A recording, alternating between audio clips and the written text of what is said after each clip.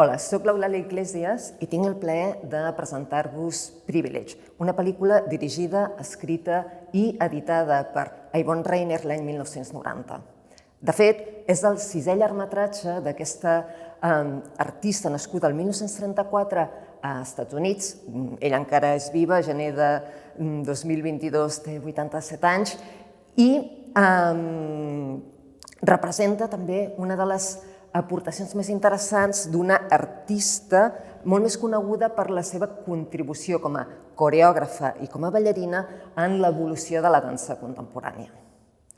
Si fem una revisió a la història del cinema des del punt de vista feminista, resulta molt interessant comprovar com molts cops la procedència de les dones directores ha contribuït precisament a la seva invisibilització o al seu menysteniment.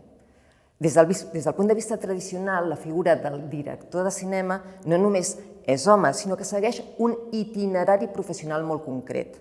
Molt sovint és una persona que comença dins de la pròpia indústria i va escalant posicions fins a aconseguir posar-se darrere d'una càmera.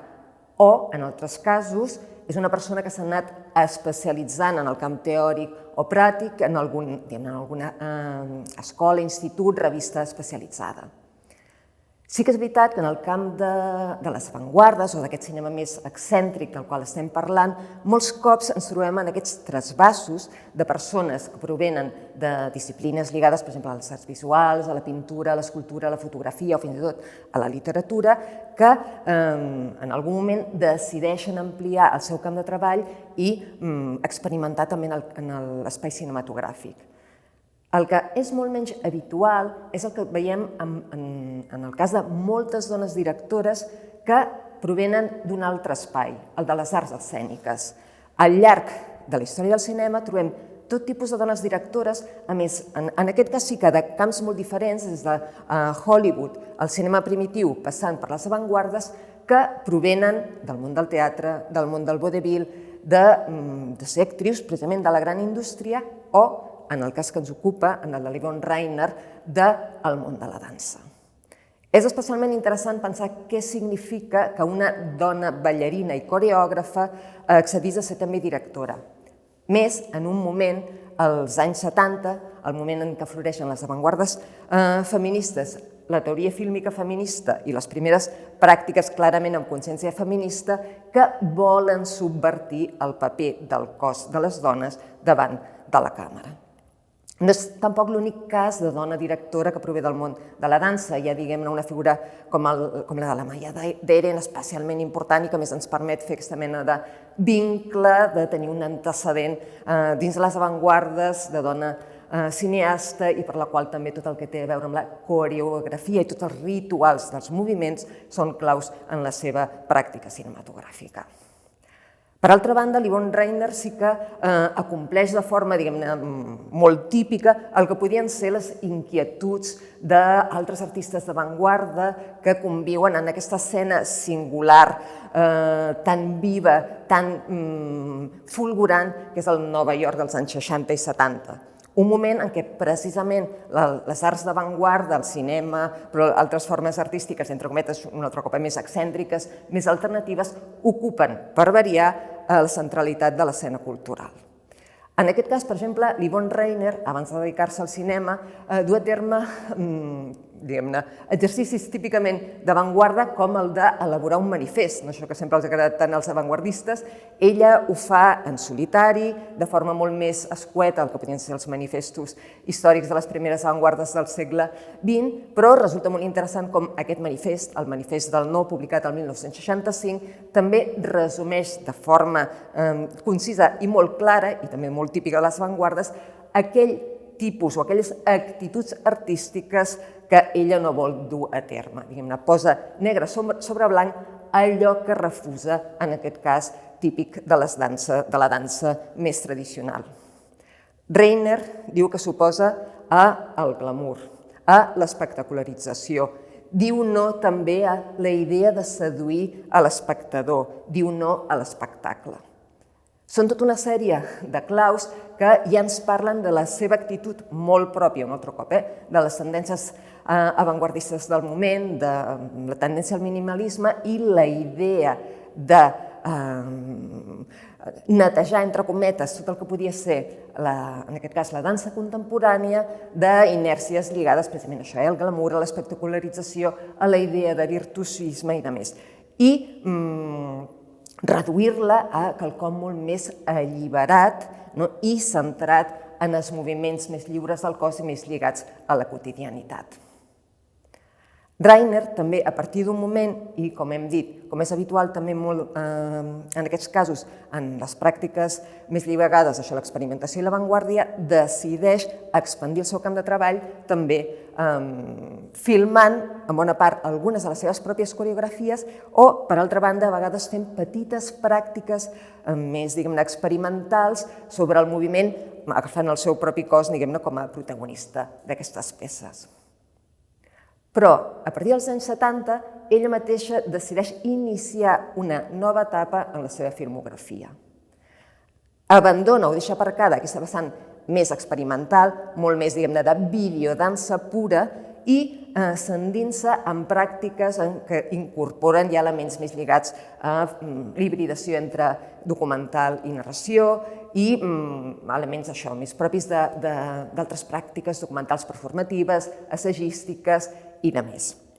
En certa manera, de fet, ella coincideix, entra en sintonia amb altres cineastes d'aquell mateix moment, als Estats Units, per exemple, figures com Lizzie Borden o Barbara Hammer, que ja duen a terme aquestes pràctiques fílmiques feministes, diguem-ne, en formats, entre cometes, més convencionals. Són pel·lícules, diguem-ne, al voltant de l'hora i mitja, que es poden veure en circuits alternatius, però circuits cinematogràfics al cap i a la fi, que no tenen el museu com l'espai central. Per exemple, la pel·lícula que ens ocupa, Privilege, es distancia de les seves primeres pràctiques videoartístiques de formes molt interessants. Aquí el cos ja no és el protagonista, i ho és molt més la veu dels personatges. El moviment no ocupa el lloc principal, sinó que tenim molt més la construcció, parlaríem molt més de la construcció d'un discurs, i no tenim tant una pràctica típicament experimental, com l'elaboració d'una pel·lícula, diguem-ne, de caire més assagístic. Privilege comença amb una de les protagonistes que afirma que envellir és una merda. A partir d'aquí ens trobem amb una pel·lícula que molts cops es presenta com un film sobre la menopausa, sobre el fet de les dones, sobre l'envelliment, diguem-ne, aplicat, experimentat per les dones. En bona part és això la pel·lícula. Es comença a desplegar com un d'aquells films enquesta en què s'entrevista tota una sèrie de testimonis, diguem-ne, de característiques diverses perquè aportin, donin la seva veu al voltant d'un tema en concret, el de la menopausa. De fet, és una pràctica documental, el del film enquesta, força habitual a partir dels anys 60 en el cinema, que just volia, diguem-ne, fer aproximacions a qüestions importants, però no utilitzant o no recorrent a les veus d'autoritat habituals, sinó precisament atorgant, donant testimoni a aquestes veus tradicionalment invisibilitzades de figures anònimes amb experiències subjectives pròpies que habitualment quedaven fora dels discursos oficials. Això, en bona part, és el que fa Reiner a Privilege a l'hora de, precisament, diguem-ne això, donar veu a tota una sèrie de dones que parlen gairebé per primer cop d'aquest assumpte encara tabú, la menopausa, la libido, els fogots, les teràpies de substitució hormonal o fins i tot aporten dades absolutament esgarrifoses com el fet que en aquells moments, l'any 90, als Estats Units, el 30% de les dones que arriben als 50 anys han patit una histerectomia. Tots aquests testimonis es contraposen amb un joc dialèctic clar amb una sèrie de documents d'arxiu on trobem tot el que podrien ser els discursos mèdics oficials sobre la menopausa. I, per tant, en primer terme, l'Yvonne Reiner el que fa és dur a terme, aquesta aproximació a la menopausa a partir de tots els testimonis de dones normalment invisibilitzades a l'hora de parlar de la seva pròpia experiència en aquest tema tabú i contraposar-los al que havien sigut els relats mèdics de les autoritats que aporten un una altra visió, en el fons molt més repressora en aquest sentit. Però a partir d'uns quants minuts ens veiem que Reiner no es conforma només en fer una pel·lícula enquesta, diguem-ne, sobre la menopausa i anem més enllà, sense deixar de trobar-nos amb aquest pla. Ella hi afegeix, diguem-ne, altres capes. A partir d'un moment, a més, ella mateixa s'introdueix a escena, primer s'interpreta a si mateixa i a partir d'un moment hi ha una actriu que li dona vida. Per tant, ens trobem, a partir de cert moment, amb una pel·lícula dins d'una altra pel·lícula. Reiner, en Privilege, el que fa és també distanciar-se del que podria ser una pel·lícula documental més convencional, tancada, unívoca, amb les idees molt clares, i obre les portes a desenvolupar, a desplegar una pel·lícula molt més fragmentària, heterogènia, oberta i amb múltiples capes. En certa manera, aquesta perspectiva fa sintonitzar el seu film amb el que podien ser les inquietuds postmodernes tan habituals, o molt en vigència en aquells moments, que just impugnaven qualsevol teoria absolutament maximilitzadora o molt categòrica sobre res. I també sintonitzava amb el que podien ser les perspectives queers que també qüestionaven qualsevol visió merament essencialista del fet de ser dona. A partir d'aquí, Reiner també utilitza tota una sèrie d'estratègies més pròpies del cinema de la modernitat, podríem parlar de cineastes o directors com Jean-Luc Godard, per precisament introduir o qüestionar el que podien ser característiques típiques del cinema, tant narratiu com documental, com la versemblança, la coherència o el discurs unívoc. Ella recorre a elements, per exemple, com les repeticions, el fet que hi ha incongruències entre els personatges, les seves veus i qui les interpreta, que s'introdueixen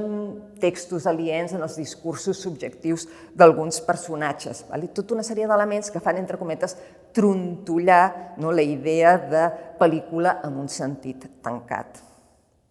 Per altra banda, això també sintonitza amb l'altra idea clau de Privilege. Introduir un discurs feminista des d'una perspectiva ja clarament lligada a la interseccionalitat, una proposta que just també es comença a posar sobre la taula a finals dels anys 80 en la teoria feminista nord-americana. De fet, Privilege, de la mateixa manera que es desplega com una pel·lícula enquesta sobre la menopausa, al mateix temps va incorporant, obrint i qüestionant tot allò que a veure amb el feminisme des de perspectives que aborden la classe, la disfuncionalitat corporal, la raça i de més. I això també ho du a terme en tota una altra sèrie d'estratègies que ens permeten posar en qüestió el que podia ser la idea d'experiència pròpia com quelcom objectiu i únic. Hi ha, per exemple, un moment en què ell incorpora un personatge femení de raça negra amb una conversa que té una parella blanca i, de sobte, veiem com canvia la perspectiva respecte al que aquests dos personatges estan parlant, sentint i vivint. Al llarg de la pel·lícula, la directora també va incorporant, des d'una forma molt assagística, tota una sèrie de notes que apareixen en el seu monitor d'un ordinador Mac, així com molt primitiu, de l'època. En un moment també deixa clar una mica d'on ve el títol de la pel·lícula i quin és una mica el seu objectiu a l'hora de desenvolupar-la. Ella parla del privilegi com d'un espai que no deixa de tenir una frontera que en algun moment pots travessar. Pots situar-te en un espai de privilegi i a partir de cert moment quedar fora, anar a parar a l'altre cantó d'aquesta línia que defineix el privilegi, i fins que no creues aquesta frontera, en el fons no t'adones de la teva pròpia condició de privilegiada. La menopausa seria per a les dones un d'aquests moments de transició en la línia del privilegi, sobretot en un sistema patriarcal que ens fa a vegades identificar-nos com a dones a partir de la mirada de l'altre, la idea clau que també defineix, diguem-ne, el text fundacional dels estudis fílmics feministes de la Laura Mulvey, la idea de la mirada masculina vinculada al plaer i al cinema narratiu, doncs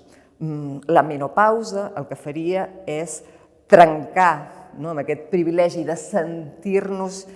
desitjades a través de la mirada masculina i situar-nos de sobte en l'altra frontera de les dones invisibilitzades, les dones que se senten desestimades.